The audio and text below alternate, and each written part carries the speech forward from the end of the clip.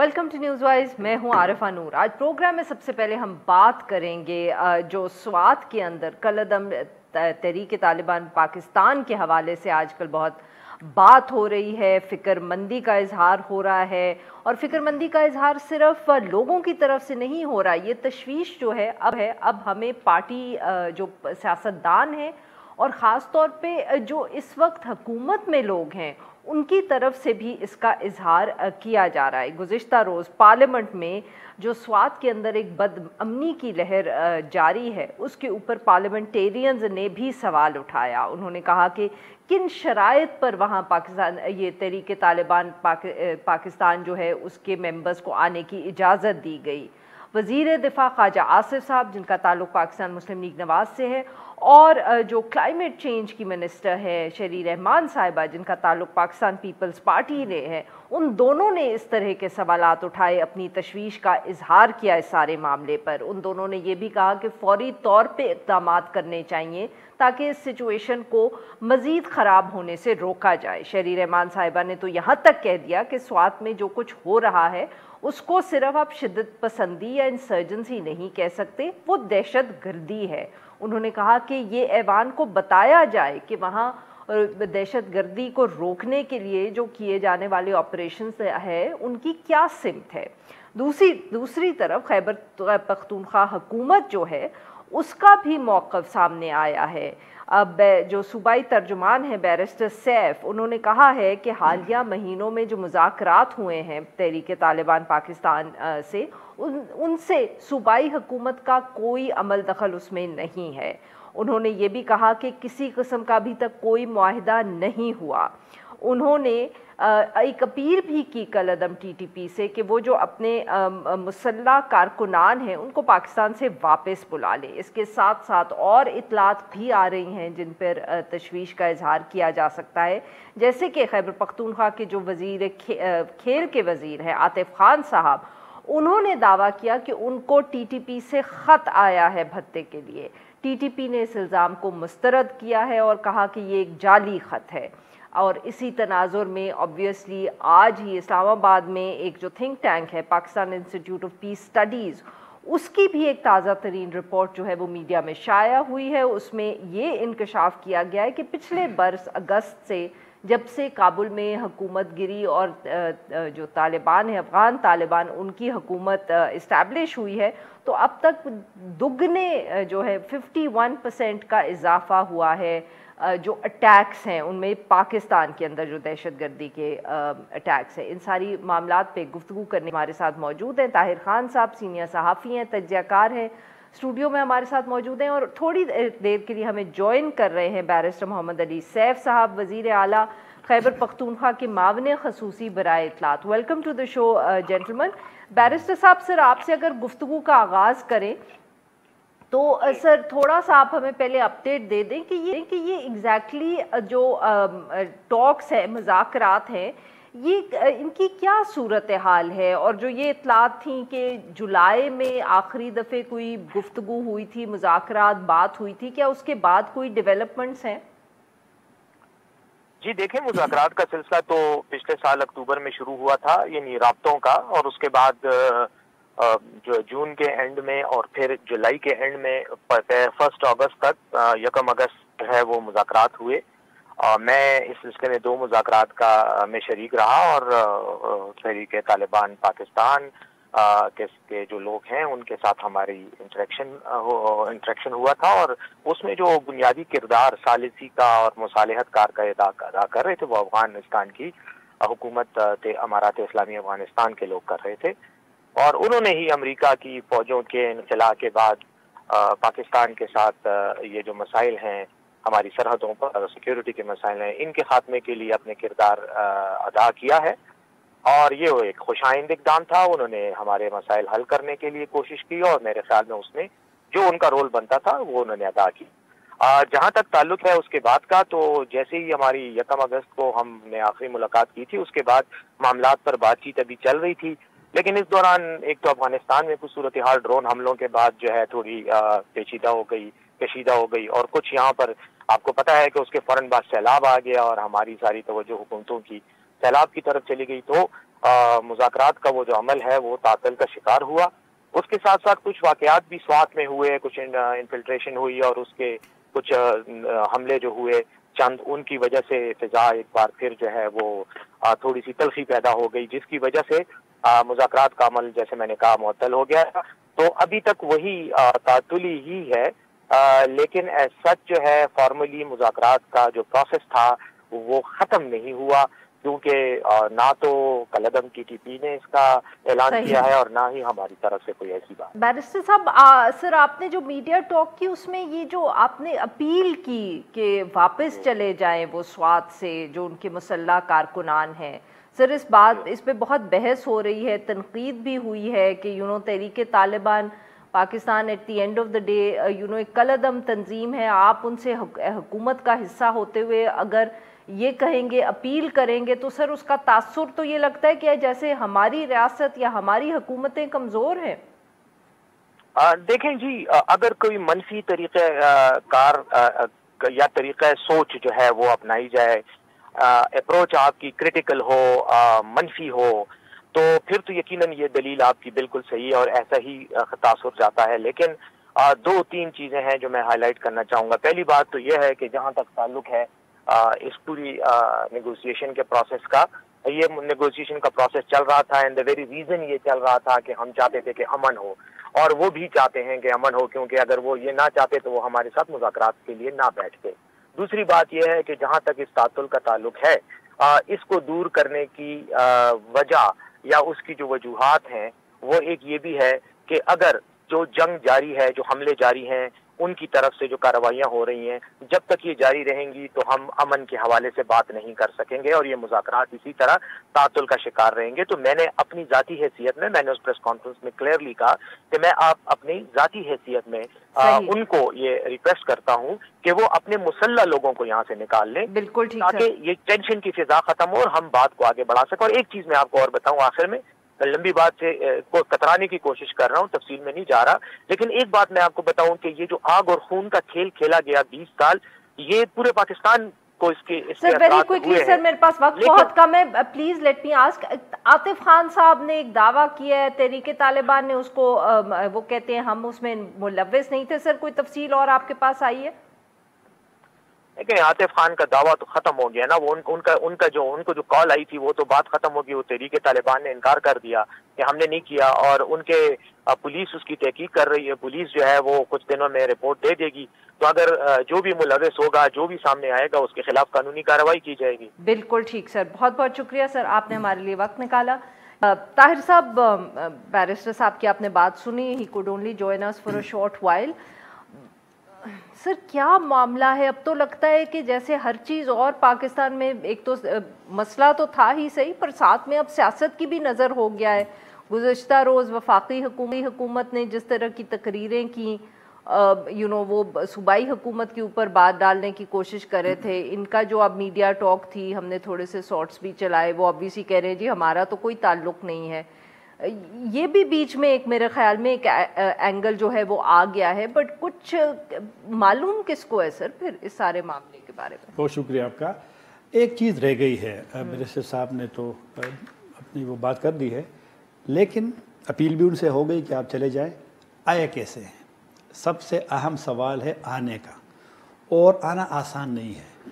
آنا جو بیان ایک آیا تھا کہ اپیرنٹلی یہ افغانستان سے آئے ہیں، تو افغانستان سے سوات آنا آسان نہیں ہوتا، دیر آنا، پھر دیر سے پھر آپ نے سوات، لیکن ہوا میں تو نہیں آنا نا، آپ نے زمین سے آنا ہے۔ تو یہ اس سوال کا جواب ابھی تک کسی نے بھی نہیں دیا، اس سوال کا جواب آنا چاہیے۔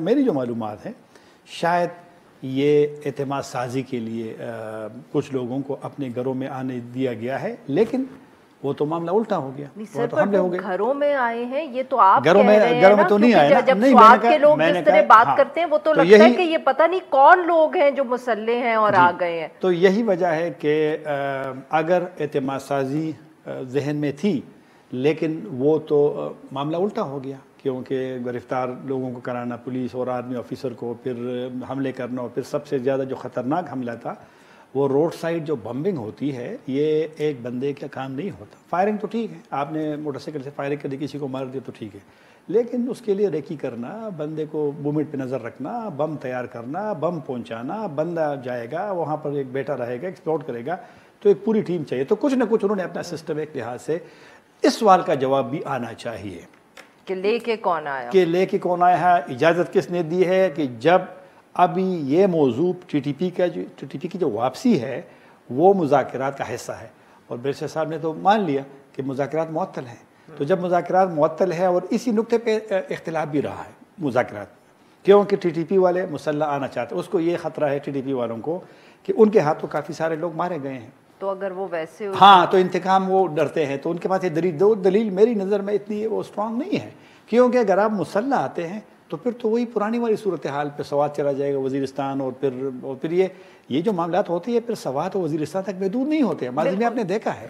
تو اس سوال کا جواب بھی آنا چاہیے. اچھا, اور سر یہ جو آبویسلی جو اپیل بھی کی بیرسٹر صاحب نے, اس پہ وہ کہہ رہے ہیں کہ آپ نیگیٹو طریقے سے دیکھ رہے ہیں, بٹ وہی والی بات سر کہ کیونکہ ہماری ایک تاریخ رہی ہے ماضی میں, ریاست کی بھی کمزوری تو نہیں ہم کہیں گے, بٹ شروع میں تو وی ور کاٹ بائی سرپرائز, بہت عرصہ لگا ہمیں کہ کہ کس طرح اس کو چیلنج کو لڑنا ہے.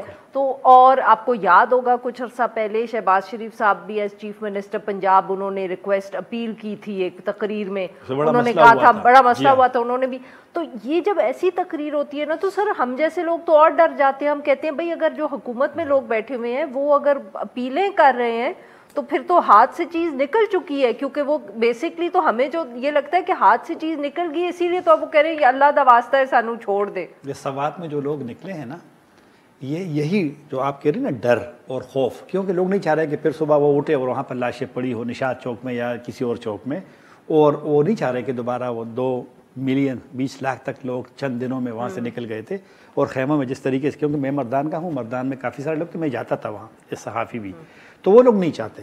تو یہ بالکل ڈر ہے لوگوں میں, لیکن ڈر ابھی لوگوں کا ختم نہیں ہوا, وہ ان کے لیے مزید ان کو اقدامات کرنے پڑیں گے دونوں کو. آپ نے شروع میں ایک سوال کیا تھا مرکز اور صوبائی کا, یہی تو ٹریجڈی ہے ہماری کہ اہم ایشو جو قومی معاملات ہے اس میں بھی صوبے کا اور مرکز کے جو آپس میں ٹسل ہوتا ہے, تو یہ بھی ایک بڑی غلط بات ہے. اس پورے سوات والے معاملے پہ دونوں کے نہ کوآرڈینیشن رہا ہے, نہ رابطہ رہا ہے, نہ کلیئرٹی رہی ہے کسی بھی چیز کی. ان کو پتہ بھی تو نہیں ہوگا نا, کس کو, نہ وفاق کو نہ صوبے کو. ہاں, تو 5 جولائی کو یہاں پر نیشنل سیکیورٹی کا اجلاس جب ہوا تو اس میں کیا فیصلہ, اس میں یہی فیصلہ ہوا کہ آرمی گو ہیڈ کریں, مذاکرات جاری رکھے, لیکن تھرو پارلیمنٹ, یہ فیصلہ ہوا تھا. اور 6 جولائی کو کابل میں وہاں پر نشست بھی ہوئی تھی بڑی عید سے چند دن پہلے. تو اگر پارلیمنٹ کو آپ نے انوالو کیا ہے تو کیسے وزیر دفاع صاحب اور شیری رحمان صاحبہ دونوں وزراء کہتے ہیں کل تو وہ خود آپس میں کسی چیز پہ تھوڑے سے لڑ پڑے. یہی ہماری ٹریجڈی ہے کہ اہم معاملات کو تو مرکز اور صوبے سے نہیں دی جاتی. بہت بہت شکریہ طاہر صاحب, آپ نے یہ وقت نکالا. یہ جو گندم کا ایک بحران ہے اور خاص طور پہ جو پنجاب کے حوالے سے ایشو ہے, جس کی وجہ سے ہمیں وفاقی حکومت اور پنجاب میں ایک تناؤ بھی نظر آ رہا ہے. میڈیا رپورٹس کے مطابق جو وزیر اعلیٰ پنجاب ہیں انہوں نے 10 لاکھ ٹن گندم کی فراہمی کے لیے خط لکھا ہے وفاقی حکومت کو. شہباز شریف صاحب جو وزیر اعظم ہیں انہوں نے یہ بھی کہا ہے کہ جو نجی شعبہ ہے وہ بالکل گندم امپورٹ نہیں کر سکتا, وہ اس کی اجازت نہیں دیں گے. وفاق نے پنجاب اور خیبر پختونخوا کے لیے جو متاثرہ علاقے ہیں سیلاب سے, ان کی وہاں بیج کی فراہمی کا بھی فیصلہ کیا ہے, مگر دونوں صوبائی حکومتوں نے اس سے انکار کر دیا ہے. اس سارے معاملے پہ گفتگو کرنے کے لیے آج ہمارے ساتھ ہیں عامر حیات بھنڈارا صاحب, یہ کاشتکار ہیں اور فوڈ ایکسپرٹ ہیں, اور ہمارے ساتھ موجود ہے احمد فراز صاحب, یہ نمائندہ ہیں ڈان اخبار لاہور. ویلکم ٹو دی شو جینٹلمن. جی فراز صاحب, سر آپ سے گفتگو کا آغاز کریں گے. سر بتائیں کہ کیا جو مسئلہ ہے ایگزیکٹلی بحران جو ہے گندم کا, یہ کیا ہے اور کیوں اس کی وجہ سے اتنی اس وقت ہمیں بیک اینڈ فورتھ نظر آ رہی ہے پنجاب حکومت میں اور وفاقی حکومت میں.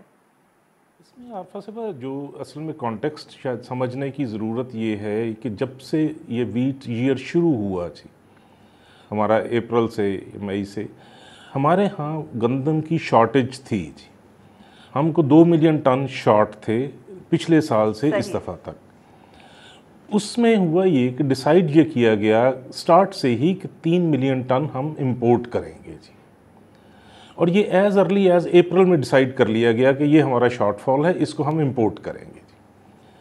اچھا، وہ امپورٹ جس طرح سے ہم سوچ رہے تھے اس طرح سے ہوئی نہیں، اس کا مومنٹم بنا نہیں، وہ یوکرین وار کی وجہ سے ہو گیا، کچھ فارن ایکسچینج کے ایشوز کی وجہ سے ہو گیا، وہ مومنٹم بنا نہیں۔ آج تلک وہ تقریباً 1.1 ملین ٹن ہم کر سکے ہیں، سو 2 ملین ٹن ہم وہاں پہ شارٹ ہیں۔ سو یہ ایک بیسک تھا کانٹیکسٹ جس میں یہ چیزیں انسٹیبلٹی شروع ہوئی۔ اس کے بعد سیلاب آ گیا اور شارٹیج جو ہے وہ ایگریویٹ ہو گئی۔ جی شارٹیج سیلاب میں یہ ہوا نا جی کہ آپ کا جو یہ کہہ رہے ہیں کہ 33 ملین لوگ اس کے افیکٹ ہوئے، وہ تقریباً 5-1 لاکھ گھر بنتا ہے جی۔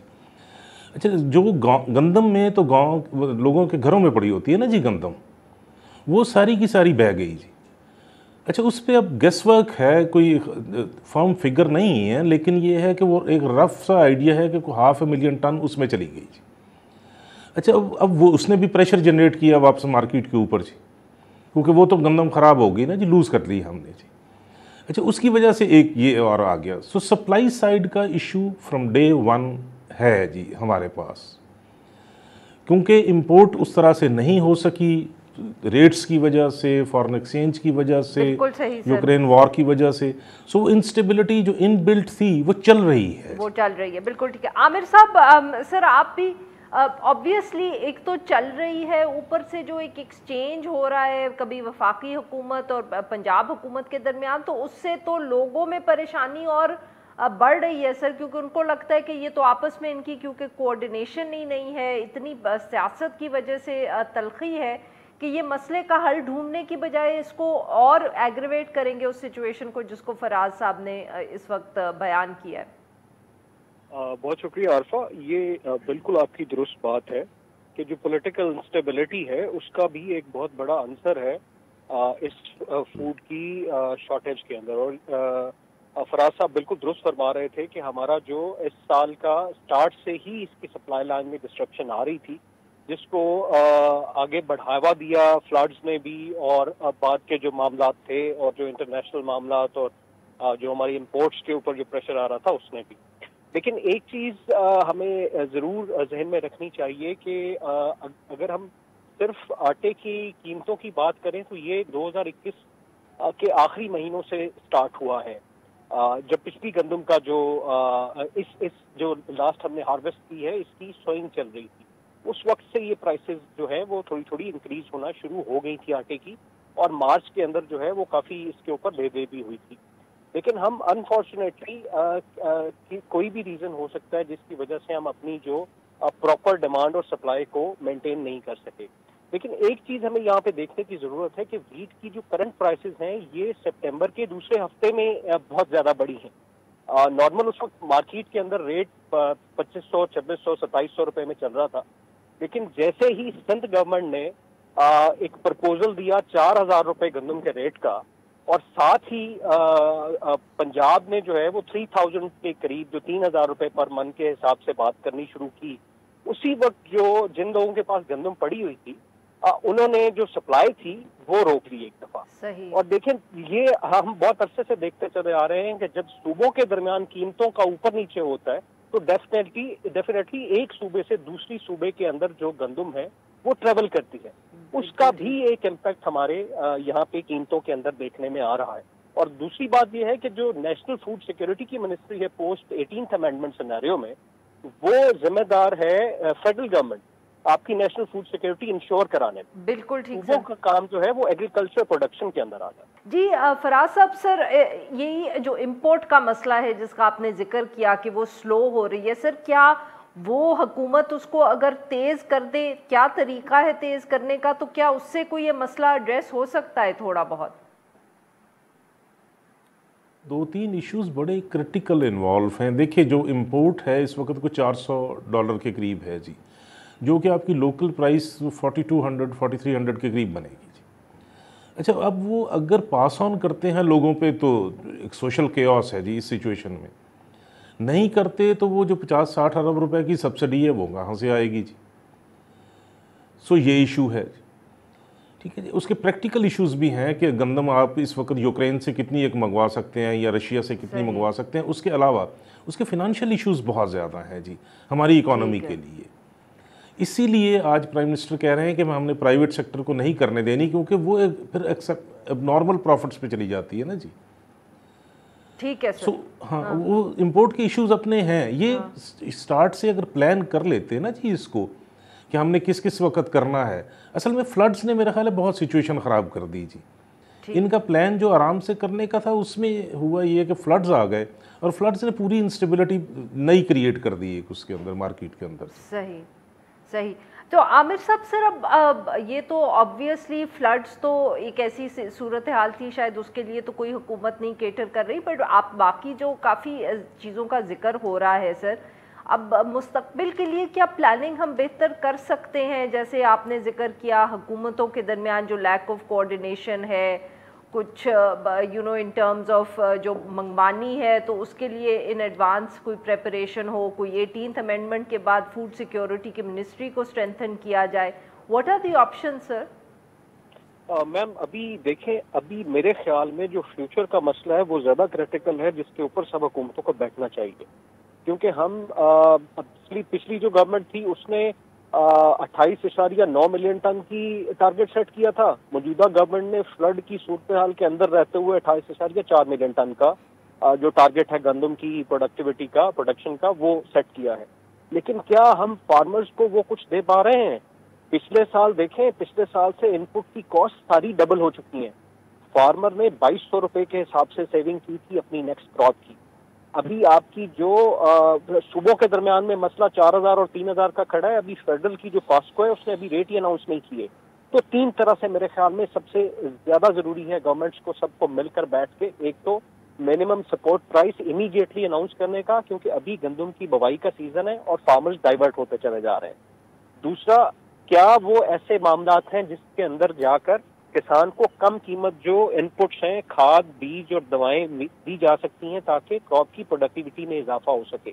اور تیسرا, ہمیں ابھی سے پروجیکشن کرنی ہوگی کہ کتنی گندم کی ہمیں اگلے سال ضرورت پڑے گی, کیونکہ جو کرنسی اور انٹرنیشنل سینیریو ہے, دیکھیں پوری دنیا اس وقت خوراک کے مسئلے کی وجہ سے پریشان ہے. ہمارے پاس ابھی اپرچونٹی ہے لوکل بھی پروڈکٹیوٹی بڑھانے کی اور انٹرنیشنل امپورٹ بھی کرنے کی. تو سب سے پہلے تو ان کا مل بیٹھ کر بات کرنا بہت ضروری ہے, سب جھگڑوں کو چھوڑ کر صرف فوڈ سیکیورٹی کے مسئلے کو کس طرح سے حل کرنا ہے. بہت بہت شکریہ ہمارے دو مہمانوں کا, انہوں نے ہمارے لیے وقت نکالا. ناظرین آج کے لیے we'll be back tomorrow at the same time.